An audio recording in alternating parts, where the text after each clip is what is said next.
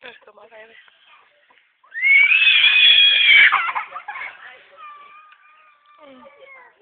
ต้มเยอะไปอีกลูก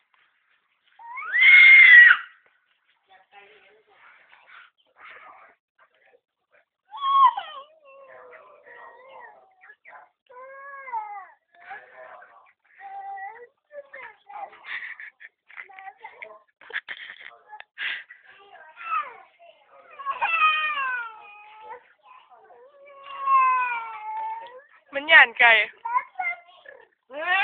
อะไรออกมาเฮ็ดมันไม่ยังเต็มเลยโอ้ยอย่าหนีอย่าไปมาบ้าน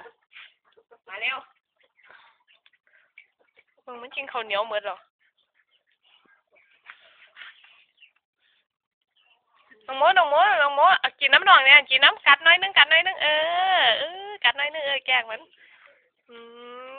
เห็นบ่แอมมี่มันหักทุกคนเลยแอมมี่มันบ่ดื้อน้องโมหักแอมมี่ปะหักจุบน้องแล้วจุบกินอีกแล้วกินอีก